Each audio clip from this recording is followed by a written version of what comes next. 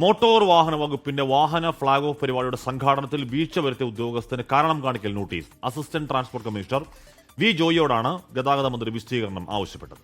ജനപങ്കാളിത്തം കുറഞ്ഞതിനെ തുടർന്ന് മന്ത്രി കെ ബി ഗണേഷ് കുമാർ പരിപാടി ഉപേക്ഷിച്ചിരുന്നു.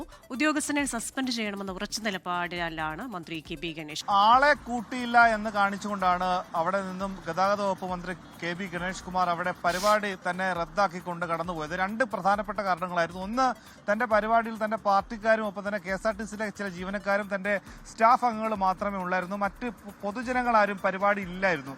മറ്റൊന്ന്, കനകക്കുന്ന് കൊട്ടാരത്തിന്റെ മുൻവശത്ത് കൊട്ടാരത്തിന്റെ മുൻപിൽ ഈ 52 വാഹനങ്ങളും നിരത്തിയിട്ട ശേഷം പരിപാടി സംഘടിപ്പിക്കണമെന്നായിരുന്നു ഗതാഗത വകുപ്പ് മന്ത്രി ആദ്യം നൽകിയ നിർദ്ദേശം. പക്ഷേ ഈ കൊട്ടാര വളപ്പിലുണ്ടായിരുന്ന സെക്യൂരിറ്റി ജീവനക്കാരന് അതിന് അനുമതി നൽകിയില്ല എന്നാണ് ഉദ്യോഗസ്ഥൻ അതിന് വിശദീകരിച്ചത്. കാരണം ആ കൊട്ടാര മുറ്റത്തുണ്ടായിരുന്ന ടൈൽസിന് ഈ പൊട്ടലുണ്ടാകും, അതുകൊണ്ട് തന്നെ അതിന്റെ മുൻപിൽ ഇടേണ്ട എന്ന് അദ്ദേഹം ഈ സെക്യൂരിറ്റി ജീവനക്കാരൻ പറഞ്ഞു എന്നാണ് നിലവിൽ ഈ ഉദ്യോഗസ്ഥൻ നൽകിയ വിശദീകരണം. പക്ഷേ അതുമായി ബന്ധപ്പെട്ട് ആ ടൈല് പൊട്ടുന്നു എന്ന് പറയുന്ന ഉദ്യോഗസ്ഥൻ ആരാണ്, അതുപോലെ സംബന്ധിച്ച് അതിന് വകുപ്പ് മന്ത്രിക്ക് കത്ത് കൊടുക്കുമെന്ന് ഗതാഗത വകുപ്പ് മന്ത്രി പറഞ്ഞിട്ടുണ്ട്. പക്ഷേ ഇവിടെ ഉദ്യോഗസ്ഥർക്കിടയിൽ വലിയ രീതിയിലുള്ള നീരസമുണ്ട്. കാരണം നേരത്തെയൊക്കെ തന്നെ ഇത്തരത്തിലുള്ള പരിപാടി സംഘടിപ്പിച്ചിരുന്നത് കിഴക്കേക്കോട്ടയിലും ഒപ്പം തന്നെ പുത്തരിക്കണ്ട മൈതാനത്തും തൈക്കാടുള്ള പോലീസ് മൈതാനത്തിലും ഒക്കെ തന്നെയായിരുന്നു.